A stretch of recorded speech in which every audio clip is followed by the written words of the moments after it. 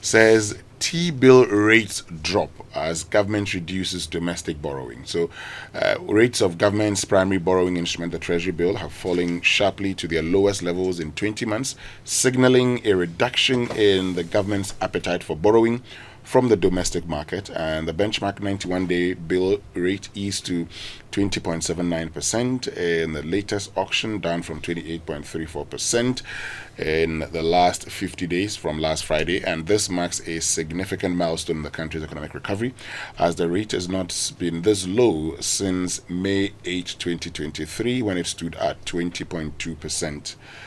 Okay, and we're told that the drop in the benchmark rate as a result of less government borrowing from the domestic market could also mean that access to credit by businesses and individuals can now be easier and cheaper. Yes, and I've seen there's a lot of conversation about debate on social media and some of the market watchers. I mean, the argument is actually, when did this thing start dropping? Did it start from last year? And also the fact that then government as an entity, I'm using government here as an entity, then started meeting their obligations when it comes to these debts that are maturing, both the Euro bonds and the bonds, and the signaling effect for the investors that, okay, then these commitments will be met, so let me still start buying more. There are also some who are arguing that the elections played a factor. So now that we've crossed that hedge, it means that people are now going to come onto the market. Don't forget those who are also coming in, who are trying to lock in on a higher rate before it drops down.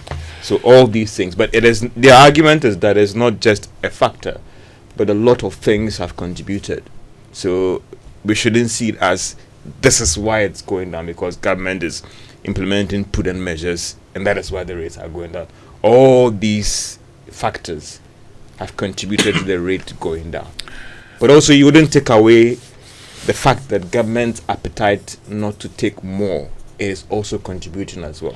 You end on a note that I agree with you. The fact that, look, the whole thing about lending rates and everything is confidence.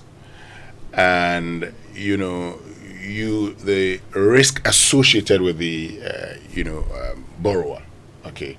So if Kojo Yankson is not risky, is a non-risky client, if I give Kojo Yankson money and I expect Kojo Yankson to pay back, I probably would say, okay, you know what, Kojo, I know you are going to pay me back. So there's no risk. There isn't much risk, attached to you. So I give it to you, say, 3%, 2%. If DJ Wobete comes to me and I say, maybe DJ Wobete is risky, is a risky person. He is. So why not take, say, 15% from him? Yeah. If there is evidence of DJ Wobete owing and not paying, I also would say, no, hold on a minute. That makes him risky. What's the proof that he's going to pay? Now, the moment there's a change in government also, there's some bit of a, confidence within the economy. Yeah. And the government also did something right by rejecting the oversubscribed bonds. In the past, we would take them, and then we would go and then struggle to raise more, and we say we were not able to meet our target. That in itself convinces me that if I am not sure, because you roll over consistently, if I am not sure, the next time you may not be able to give me the. So what do? I give you, hold my guns for a higher rate. The point is that once government started on this note, it is to be expected that people would have some renewed confidence again. What we must look forward to is sustaining this confidence. Yeah. And so beyond 3-6 months, would that be the situation? The budget that will be presented on March 11, 2024 would also be a very significant factor here for people to see what will be government's plan going forward when it comes to its spending. The talk about reining in expenditure, cutting down. Are we going to see that in the budget? And also investors going to be convinced by measures the government is going to put in place to try and raise the required revenue. But if you engage most of these market players, the argument is that a lot of things have played into what we are experiencing right now, and not just one thing. But also, I want to stress that point, that you cannot take it away from the fact that government is not accepting all these bids, and that is also a strategy that is used by government to try and drive down the rates. Yes. But for it to put across that it is only just one factor, I think that it might not be fair if you want to look at the whole picture. but also that you see that the T-bills are the most the best investment, maybe a more lucrative investment product out right now, even though that is debatable. So everybody wants to put their money into those. I'm just looking forward to the results, the effect of it. If indeed it becomes cheaper for businesses to access capital, then it means we can expect some more growth in our economy.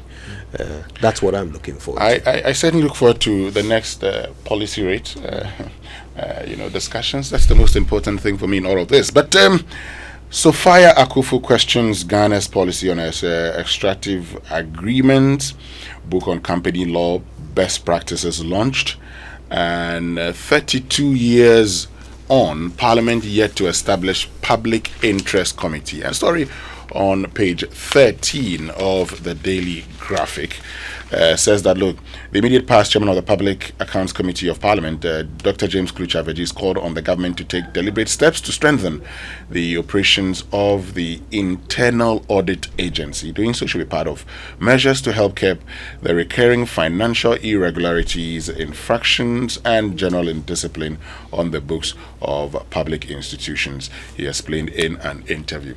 And, talking about Parliament, because I don't know whether you are aware, but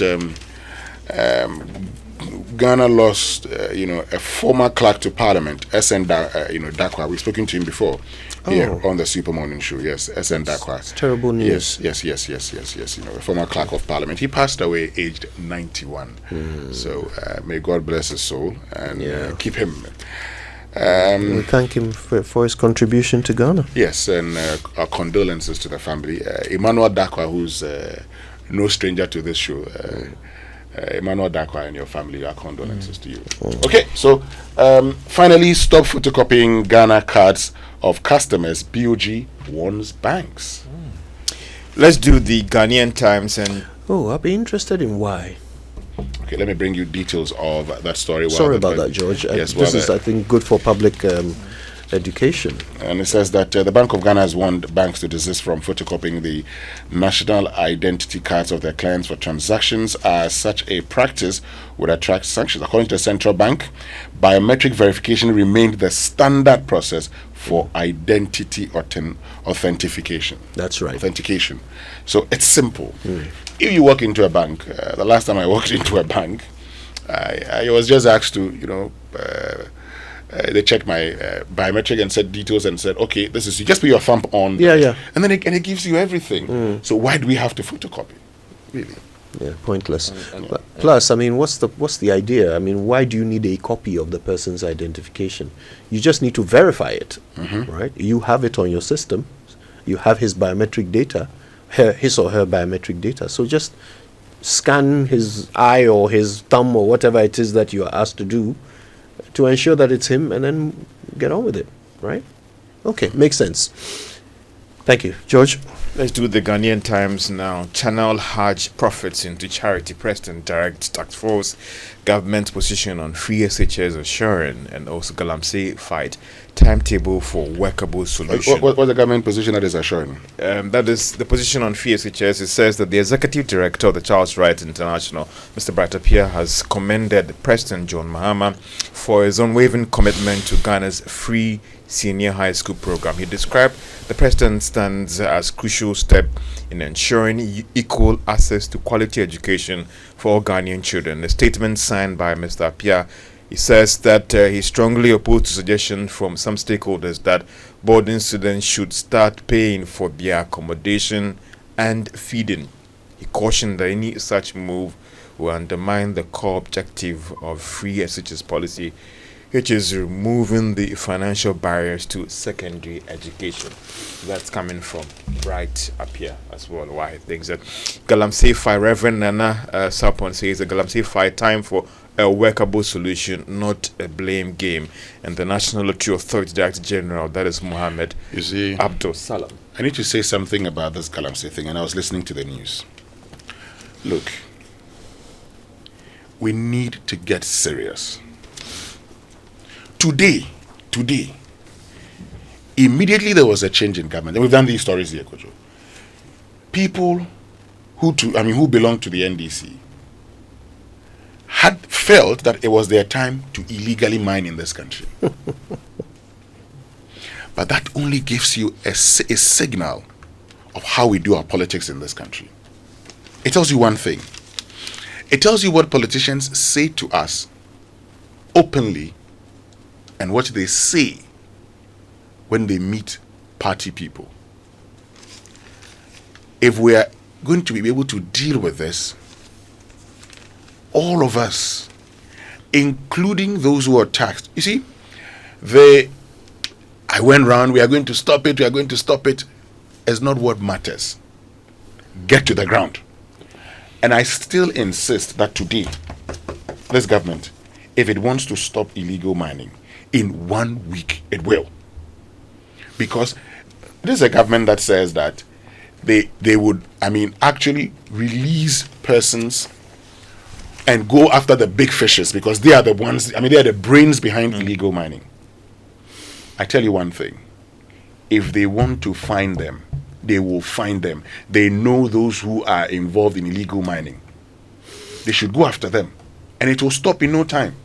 We should start asking ourselves a few questions. Could it be that the amounts of money, the volumes of money that is made from illegal mining are beyond our imagination? Like, no matter how much you think they are making, it's more than that. That the amounts are just so large that nobody is immune to the influence of it.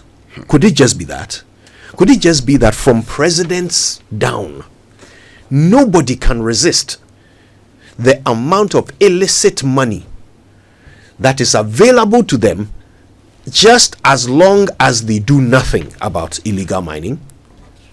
Could it be that our land is so filled with gold, so filled with it, there's so much money to be made that it is simply illogical for any government to fight it